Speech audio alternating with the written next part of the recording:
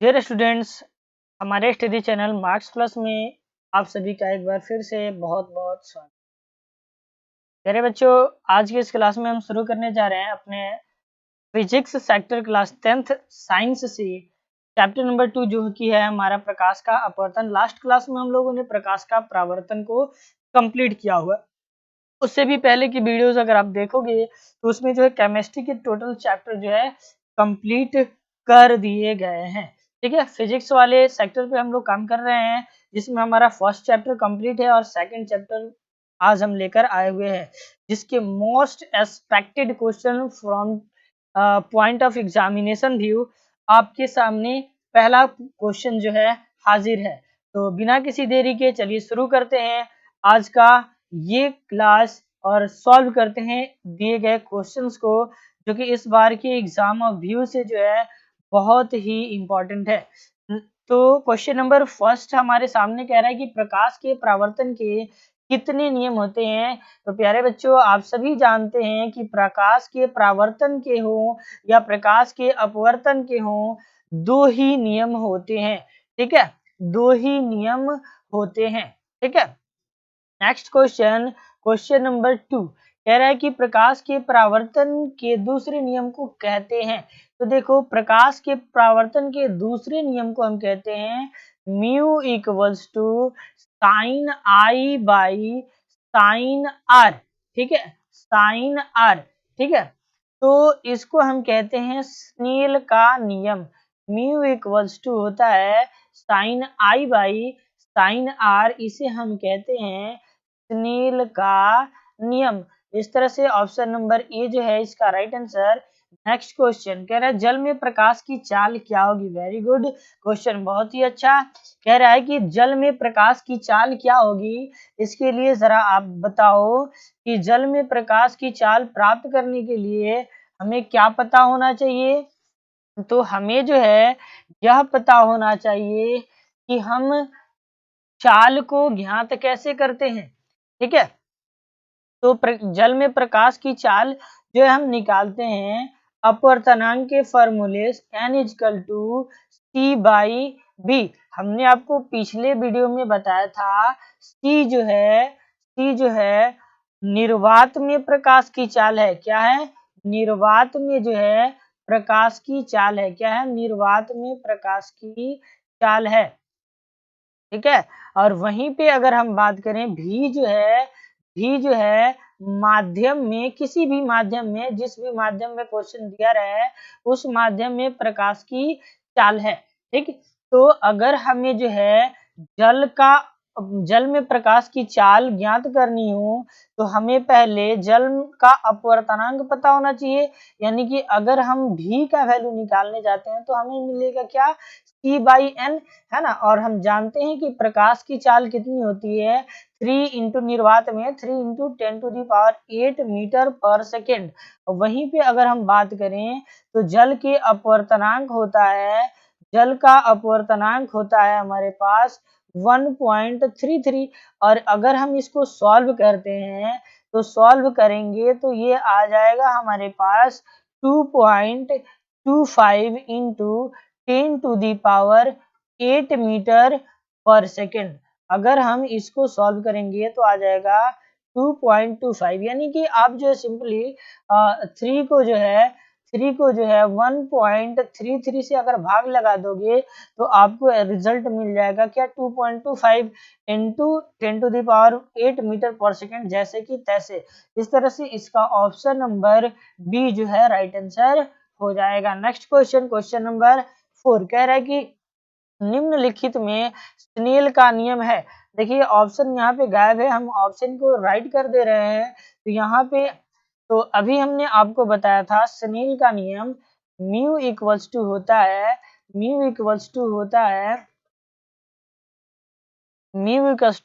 Sign आई बट्टे का sign r. ठीक है, तो इस तरह से इसका ऑप्शन नंबर बी जो है राइट आंसर हो जाएगा। नेक्स्ट क्वेश्चन देखते हैं, क्वेश्चन नंबर 5 कह रहे हैं निम्नलिखित में सबसे अधिक अपवर्तनांक किसका होता है। तो आपकी बुक में जो है अपवर्तनांक का एक सूची दिया हुआ है, आप उसको गौर से पढ़ना और उसमें जो है इस क्वेश्चन के आंसर को ढूंढने की प्रयास करना। देखना वहां पे दिया होगा, ठीक है, कि केरोसिन तेल का अपवर्तनांक जो है सबसे अधिक होगा जल और बर्फ की तुलना में। नेक्स्ट क्वेश्चन, लेंस की क्षमता का एसआई मात्रक होता है, तो लेंस की क्षमता का एसआई मात्रक हम कैसे निकालेंगे? लेंस की क्षमता जो होती है P, वह व्युत्क्रमानुपाती होती है फोकस दूरी के। जहां पे फोकस दूरी जो है हमेशा मीटर में होती है, तो इस स्थिति में जो है उसकी एसआई यूनिट होती है, लेंस की क्षमता का एसआई यूनिट जो है डाईऑप्टर होता है। क्या होता है भाई? तो डाईऑप्टर है ना, हेलीकॉप्टर वगैरह या हाईऑप्टर वगैरह कुछ नहीं होता है, डाईऑप्टर, जिसको हम लिखते हैं कैपिटल डी से। जिसको हम लिखते हैं किससे बच्चों? तो इसको हम लिखते हैं कैपिटल डी से। इस तरह से ऑप्शन नंबर ए जो है इसका right answer. Next question, question number 7 कह रहा है कि लेंस की क्षमता को सूचित किया जाता है, तो अभी हमने बताया था P इक्वल टू 1/f, जहां P जो है लेंस की क्षमता होती है। क्या होती है? लेंस की क्षमता होती है, लेंस की क्षमता होती है। ठीक है, ऑप्शन नंबर ए जो है इसका right answer. Next question 7, sorry question number 8 हम देखते हैं। क्वेश्चन नंबर 8 है हमारे पास कि वह लेंस जिसकी क्षमता -2 डाईऑप्टर है वह किस प्रकार का लेंस है? ठीक है, तो क्षमता जो है आपको P इक्वल्स टू दिया है -2 डाईऑप्टर, है ना, और आपसे पूछा है कि वह किस प्रकार का लेंस है।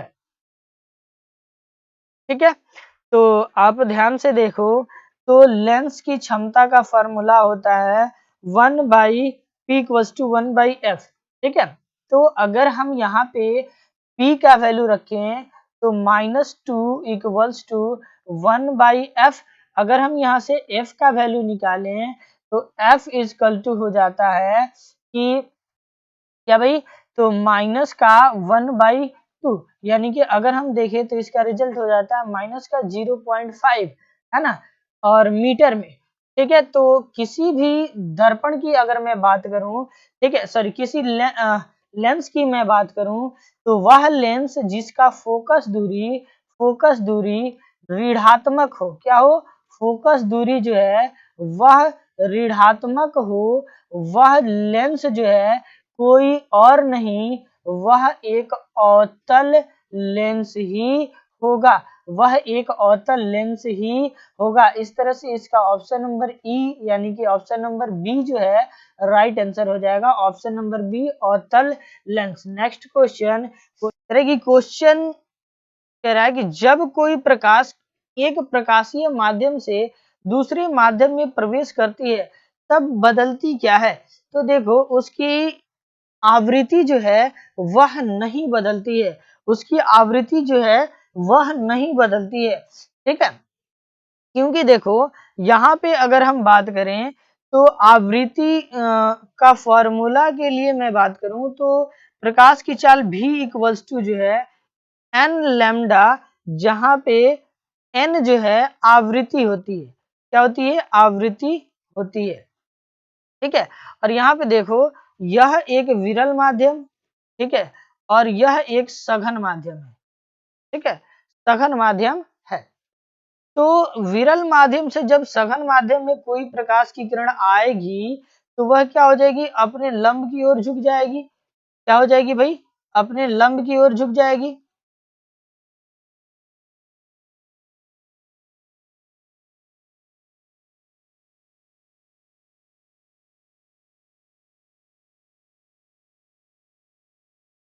ठीक है, अगर जो है वह सघन माध्यम विरल माध्यम से सघन माध्यम में जाएगी तो इसकी चाल में कुछ ना कुछ अंतर आएगी।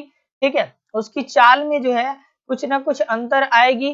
जैसे कि सपोज दैट हम आपको बताएं कि मान लीजिए कि एक घना जंगल है और उस घने जंगल से जो है आप घने जंगल के बाद जो है एक फील्ड, खुला फील्ड है। ठीक है, और बाय द वे अगर आपको जो है एक जंगल में आप घूम रहे हो तो क्या होगा कि अगर कोई शेर आपका पीछा करता है तो आप शेर के कारण जो है आप भागोगे, और भागोगे तो जाहिर सी बात है कि आप जब जंगल में रहोगे तो जंगल में तो बहुत सारे पेड़ और पौधे होते हैं, झाड़ियां होती हैं, तो उसमें जब आप भागोगे तो आपका स्पीड जो होगा वह ऑब्वियसली धीरा होगा। जैसे ही आप जंगल से बाहर निकलोगे तो उस समय पे आपका स्पीड जो है वह अधिक हो जाएगा।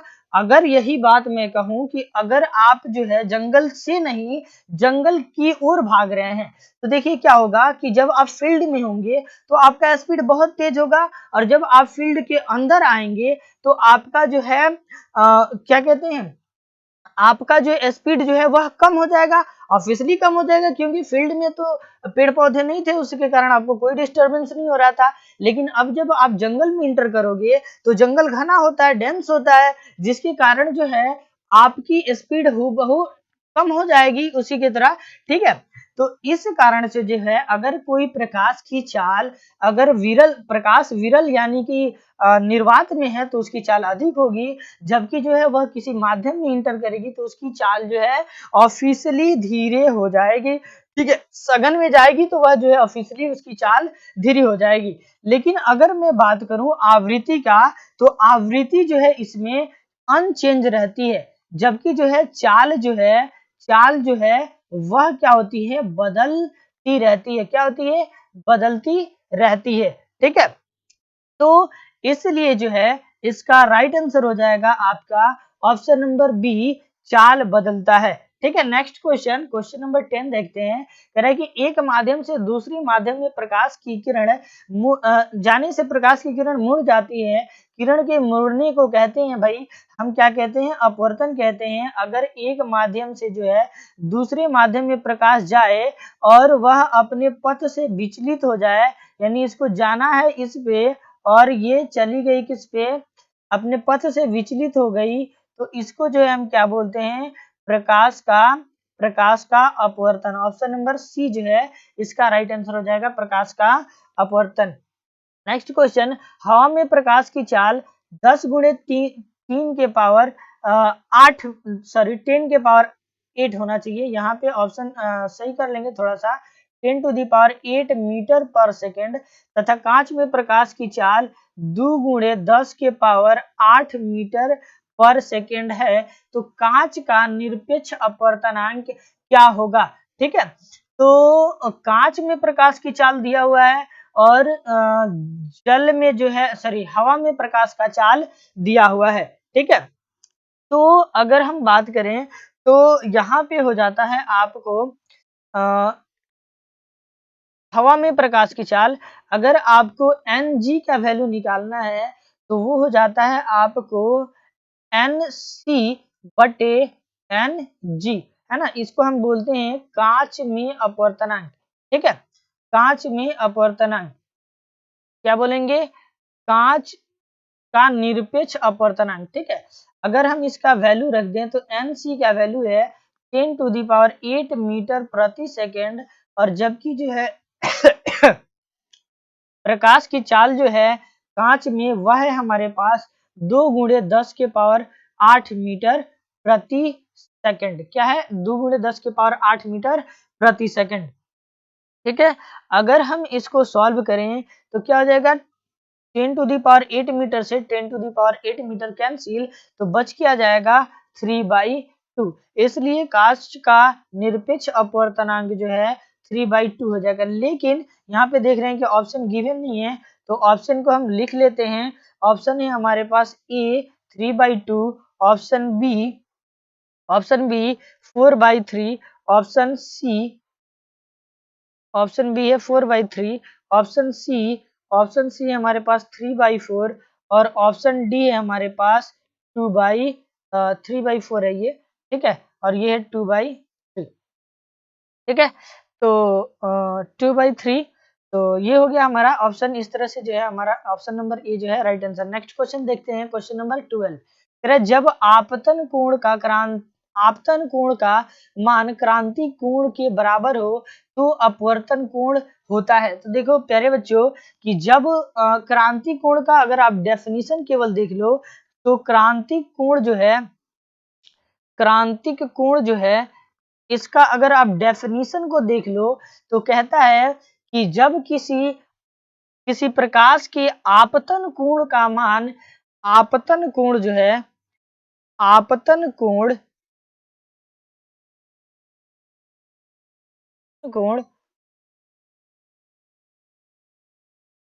अपवर्तन कोण कि 90 डिग्री के बराबर हो जाए, 90 डिग्री के 90 डिग्री के बराबर हो जाए, तो जो है वह क्रांति कोण बन जाता है।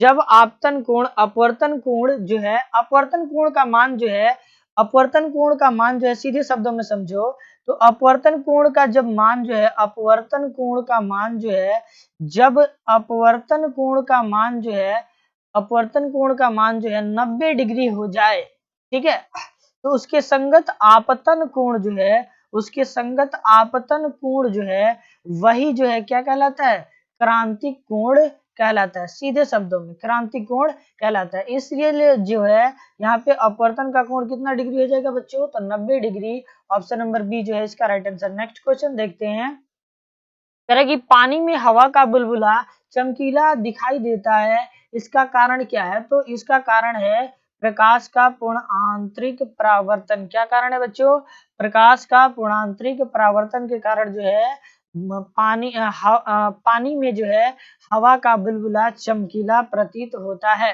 नेक्स्ट क्वेश्चन, तरह के जल में स्थित किसी वस्तु को हवा में देखने पर आभासी गहराई होती है। तो देखो अगर हम कहें कि आभासी गहराई की बात करोगे तो जल में स्थित किसी वस्तु को हवा में देखा जाए, है ना, तो जल में स्थित वस्तु को हवा में देखा जाए तो जब देखने की नजरिया जो है, अगर मान लो ये कोई बर्तन है और इसमें जो है जल है, ठीक है, और इसमें जो है अगर कोई वस्तु यहाँ रखी गई है, ठीक है, तो अगर जो है हम यहाँ से देखते हैं, यानी इधर से देखते हैं, आई साइड जो है हमारा यहाँ है, तो यह मुझे यहाँ नजर आएगी, ठीक है। तो इस तरह से जो है इसकी आभासी गहराई जो है अगर बाहर से देखी जाए तो क्या हो जाएगी, वह जो है आभासी गहराई जो है वास्तविक गहराई से अधिक हो जाएगी, अधिक हो जाएगी, क्या हो जाएगी, अधिक हो जाएगी, ठीक है। अगर जो है हम अंदर की ओर से देखते हैं तो ये जो है आई साइट अगर इधर से है, ठीक है, तो वास्तविक गहराई जो है आभासी गहराई से कम हो जाएगी। तो इस तरह से जो है इसका ऑप्शन नंबर ए जो है राइट आंसर हो जाता है। जल में स्थित किसी वस्तु को हवा में देखने पर वस्तु की आभासी गहराई जो है क्या होती है, वह कम होती है, क्या होती है, कम होती है। नेक्स्ट क्वेश्चन देखते हैं, क्वेश्चन नंबर 16 कह रहा है इनमें से कौन सा पदार्थ लेंस बनाने में प्रयुक्त नहीं होता है, तो प्यारे बच्चों वह मिट्टी है जिसका उपयोग लेंस बनाने में नहीं किया जाता है। उत्तल लेंस में जब वस्तु फोकस एवं लेंस के बीच रखी जाती है तो प्रतिबिंब बनता है। उत्तल लेंस में, ठीक है, उत्तल लेंस में जब वस्तु फोकस और लेंस के बीच रखी जाती है, उत्तल लेंस आप देखे हैं, उत्तल लेंस कैसा होता है प्यारे बच्चों, तो उत्तल लेंस ऐसा होता है जब जो है हम वस्तु को इसके केंद्र और हम मुख्य फोकस F1 के बीच रखते हैं तो इसका प्रतिबिंब कहाँ बनता है, यह प्रतिबिंब कैसा होता है, तो यह प्रतिबिंब जो है वह जो है होता है हमारा काल्पनिक और सीधा प्रतिबिंब होता है। अब जो है इस वाले फैक्ट को उठाकर देख लो, ठीक है, तो वहां पे जो है यह जो है क्या होता है, काल्पनिक होता है। देखिए इसमें जो है काल्पनिक होता है और काल्पनिक प्रतिबिंब हमेशा सीधा होता है। देखो कि यहाँ पे इस ऑप्शन को हम ठीक कर दे रहे हैं, ठीक है, क्योंकि यहाँ पे ऑप्शन कुछ गड़बड़ दे दिया है, तो ये होता है हमारा आभासी या काल्पनिक, आभासी और सीधा होता है, ठीक है, तो ये हो जाएगा हमारा ऑप्शन नंबर डी जो है राइट आंसर, ठीक है। जब वस्तु जो है उत्तल लेंस के मुख या फोकस एवं लेंस के बीच रखी जाए तो उसका प्रतिबिंब जो है आभासी बनता है कि किसी बिंब का वास्तविक तथा समान साइज का प्रतिबिंब प्राप्त करने के लिए बिंब को उत्तल लेंस के सामने कहाँ रखी जाए। ठीक है, तो कहाँ रखने पर जो है ये बात हो सकती है, तो फोकस दूरी के दुगुनी दूरी पर, यानी कि अगर मैं बात करूं ये उत्तल लेंस हो गया, ठीक है, तो इसमें जो है ये हो गया हमारा मतलब कि केंद्र, ठीक है, तो ये हो गया हमारे पास F1, ठीक है, तो ये हो जाता है हमारा 2F1 जो कि जो है F1 के दुगुनी दूरी पे होता है। और जब हम वस्तु को यहाँ रखते हैं तो वस्तु का जो है वास्तविक प्रतिबिंब बनता है, लेकिन वस्तु के बराबर ही बनता है। ठीक है, और यह जो है कहाँ बनता है भाई, तो दर्पण के दूसरी ओर जो है 2F2 पर बनता है, इसको हम कहते हैं F2, और ये हो जाता है हमारा 2F2, यहाँ पे जो है उसी साइज का प्रतिबिंब प्राप्त होता है। ठीक है, नेक्स्ट क्वेश्चन को अगर हम देखें, क्वेश्चन नंबर 19, क्वेश्चन नंबर 19 कह रहा है कि यदि लेंस का आधा भाग काले कागज से लपेट दिया जाए तो लेंस द्वारा बने प्रतिबिंब पर क्या असर होगा। ठीक है, तो मान लो कोई सा भी लेंस है, कोई सा भी लेंस है, ठीक है, कोई सा भी लेंस है, ठीक है, और जो है मान लो कि यहाँ से जो है कोई प्रतिबिंब आया, ये 2F1 और ये F1, इधर में हम ले लेते हैं F2 और ये हो जाता है हमारा 2F2। ठीक है, तो मान लो होता क्या है कि यहाँ से ये जाती है और ये ऐसे जो है होते हुए गुजर जाती है, और दूसरी जो लाइन है यहाँ से केंद्र से होते हुए गुजरती है। ठीक है, केंद्र से होते हुए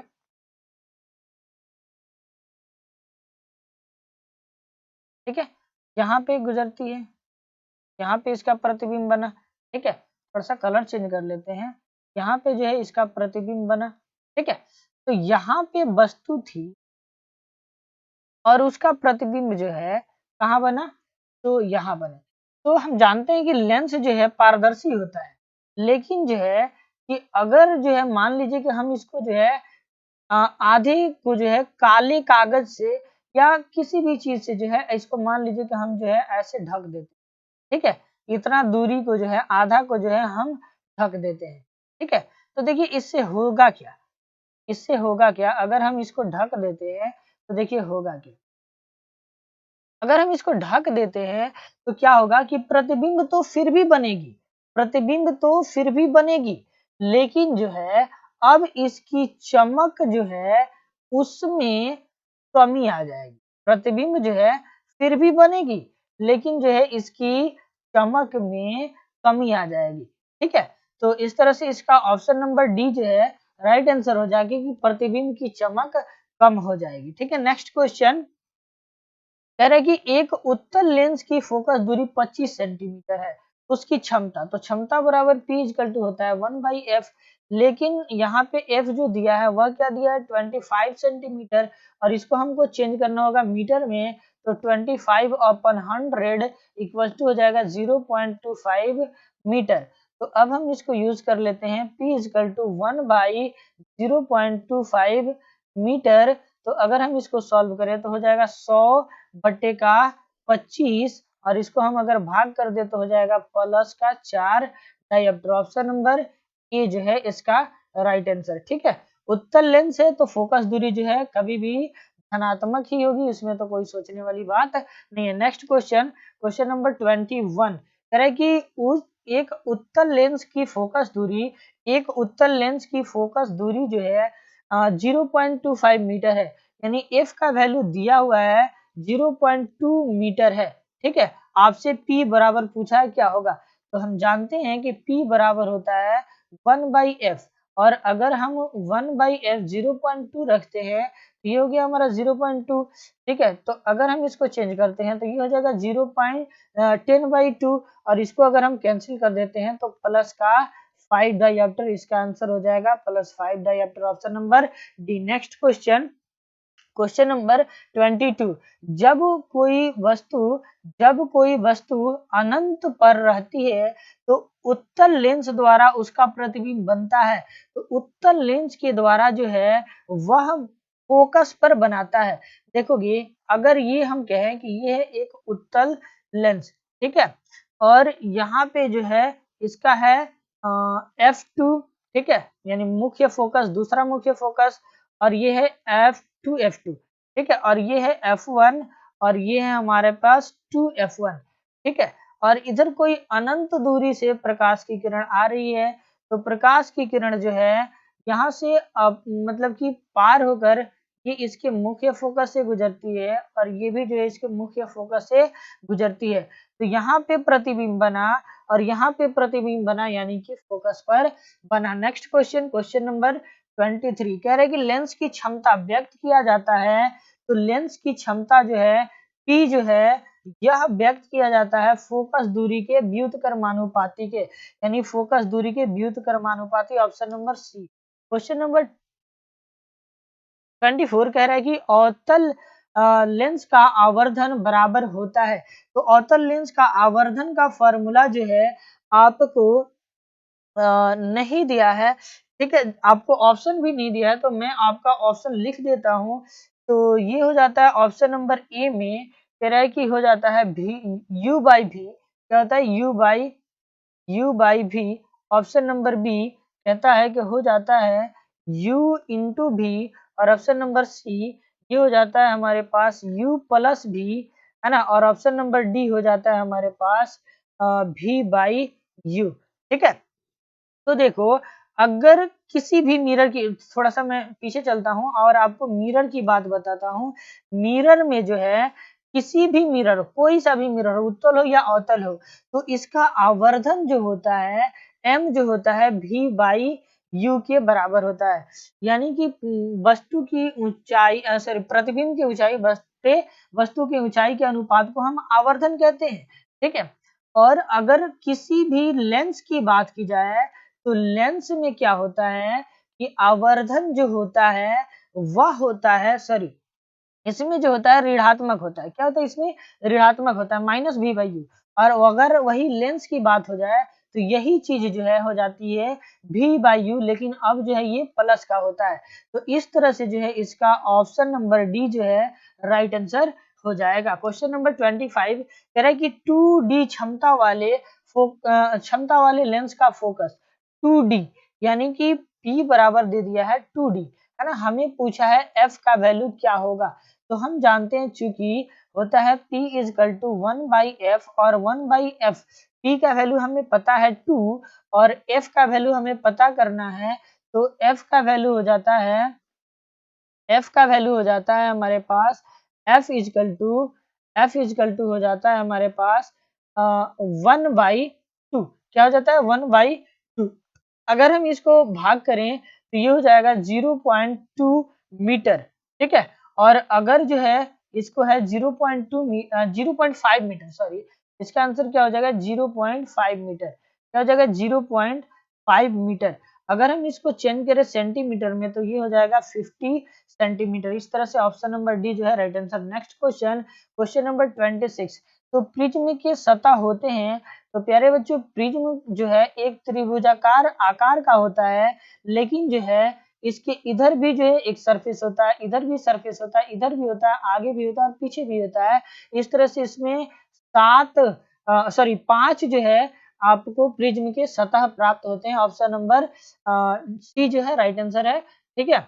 नेक्स्ट क्वेश्चन कह रहा है कि जब प्रकाश की किरण एक माध्यम से दूसरे माध्यम में जाती है तो वह अपने पथ से विचलित हो जाती है, इसको हम बोलते हैं प्रकाश का अपवर्तन। Next question, question number 28। पानी से भरा बाल्टी की गहराई कम मालूम पड़ने का कारण है, तो यह है प्रकाश का अपवर्तन। क्या है? प्रकाश का अपवर्तन के कारण जो है ये बात होती है कि वह जो है उसकी गहराई जो है या उसकी गहराई जो है बाल्टी की कम मालूम हो पाती है, ठीक है, गहराई जो है कम मालूम होती है। अभी पीछे इस क्वेश्चन को हम लोग डिस्कस भी किए थे कि कम गहराई होती है। नेक्स्ट क्वेश्चन जो है